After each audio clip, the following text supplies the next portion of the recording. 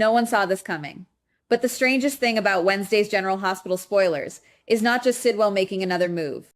It is who seems to be circling him. Because the moment I saw Nathan's name tied to Sidwell, something felt off. Not normal off. Dangerous off. The kind of off where one conversation could be a setup, one invitation could be bait, and one wrong answer could put Jocelyn directly in the line of fire. I'm looking at this Sidwell situation, and it seems that he is not just accepting an offer, he may be testing one. Nathan, or this fake version of Nathan, appears to make Sidwell some kind of proposal, and that alone changes everything. Because this does not feel like a casual alliance. This feels planned, targeted, quietly vicious. They are not just talking strategy. They are aiming at someone, and there's a strong chance that someone is Jocelyn.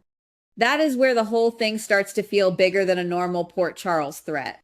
If fake Nathan is pulling Sidwell toward a plan involving Jocelyn, then this could mean Jocelyn has stumbled too close to something she was never supposed to see. Or worse, she may be valuable to someone in a way she does not understand yet. Sidwell does not move unless there is something to gain. Fake Nathan does not show up unless there is manipulation underneath the surface. So what if this invitation is not about teamwork at all? What if it is a trap to see how far Sidwell is willing to go? And while that danger is building, Turner is still digging into the crash. On paper, Turner is investigating whoever caused the accident.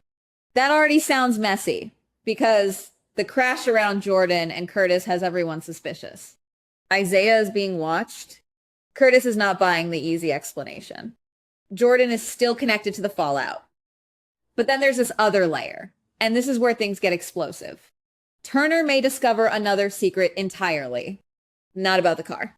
Not about Isaiah. About Rocco. If Turner finds out that Rocco was the one who shot Cullum, that changes the tone immediately. Because Turner does not strike me as someone who looks at a secret like that and simply lets it sit. This could mean Rocco is not just in trouble. He could be in legal danger fast. There's a strong chance Turner would be willing to push the issue, even if it means sending Rocco into the system. And once that happens, the ripple effect would be brutal. Dante gets pulled in. Laura gets pulled in. The entire family structure gets shaken. And suddenly the crash investigation becomes something much darker. What if Turner's investigation splits in two directions at once? One path leading to the driver behind the crash. Another leading to Rocco and the shooting. That would explain why everything feels so compressed right now. It is not one mystery. It is multiple mysteries colliding. And in Port Charles, when two secrets hit the same wall, someone usually gets exposed. Then there is Ezra.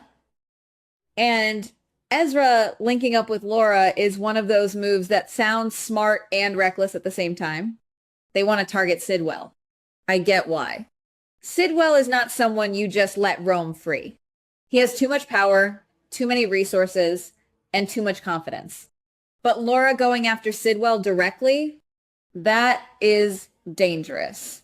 Because Sidwell is not the kind of enemy who only hits back at the person attacking him. He hits around them. He hits family. He hits weak spots. He hits where it hurts. And that makes Laura's possible discovery even more alarming. She may uncover something connected to a kidnapping. Now, I keep circling back to Jocelyn because what if Laura sees fake Nathan trying to grab Jocelyn? What if she witnesses just enough to realize the whole Sidwell plan is not theoretical anymore? It is active. It is happening. And if Laura catches even a glimpse of that, then she becomes a problem for Sidwell too. This could mean Laura's walking straight into a trap while thinking she is exposing one. Ezra may believe they have the upper hand. Laura may believe they are finally closing in. But Sidwell does not panic easily. So what if he already knows they are watching him? What if he lets Laura find a clue because he wants her to follow it? That is the kind of escalation that makes this whole spoiler feel like the beginning of something much worse. Meanwhile, Isaiah's trying to prove he is innocent. And apparently the scratch on his car may have a harmless explanation. Just an accidental scrape somewhere. Nothing sinister, nothing connected to Jordan and Curtis. But Curtis is not convinced. And honestly, I understand why. The timing is to not someone. The scratch is too noticeable. Isaiah's explanation may be true, but it is not satisfying. Not yet. Still, here is where it gets interesting. A lot of fans may be right to suspect Isaiah did not cause the accident involving Jordan and Curtis. But that does not automatically make him innocent of everything. This could mean Isaiah caused another crash entirely. Same time frame, different victims, different road, different secret. And that leads straight to Danny and Charlotte. What if Isaiah's car was not involved in the Jordan and Curtis accident, but it was involved in something connected to Danny and Charlotte? That would be a nasty twist, because then Isaiah could be telling the truth and hiding something at the same time. The scratch may not prove he hit Jordan and Curtis, but it could still prove he hit something. Or someone, or was somewhere he had no business being. That kind of half-truth is exactly what makes Curtis suspicious. Curtis may not have the full picture, but his instincts are firing. And when Curtis gets that look, I pay attention. Because he knows when someone is giving him a clean story that feels too polished. Isaiah may be trying to look calm, but there is pressure on him now. And if Danny and Charlotte are pulled into this, then the accident mystery expands again. Suddenly, it is not just about who caused one crash. It is about how many incidents happened that night and who is using the chaos to cover their tracks. Then we have Ethan, and this is another suspicious thread I cannot ignore. Sonny questions Ethan, and Ethan somehow gets through it. For now. That matters. Because Sonny does not question someone lightly. He watches. He measures. He lets people talk. And Ethan being clever enough to survive that first round does not mean Sonny believes him. It means Sonny may want him comfortable. That is the real move here. Sonny may pretend to trust Ethan again, but I do not think that trust is real. It seems that Sonny is setting a trap of his own. He wants to see who Ethan reports to, who is controlling him, who is using him to manipulate Sonny from the shadows. And that is dangerous for Ethan, because once Sonny starts watching quietly, the clock is already ticking. What if Ethan is not the mastermind at all? What if he is just a middleman, forced or paid or blackmailed into playing a role?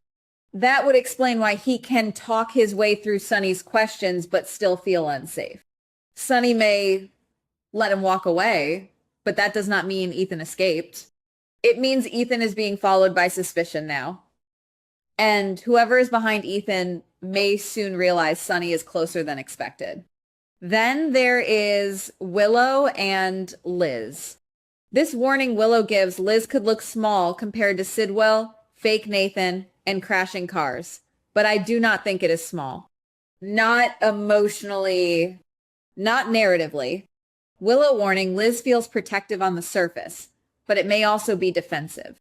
And Drew is sitting right in the middle of it. If Liz wants to care for Drew more closely, Willow may have a reason to stop her. This could mean Willow is afraid Liz will notice something. A medical detail. A behavioral shift. A private secret. Something about Drew's condition that does not match the official story. Or something about Willow herself that could be exposed if Liz gets too close. And that is what makes the warning feel loaded. Willow may frame it as concern.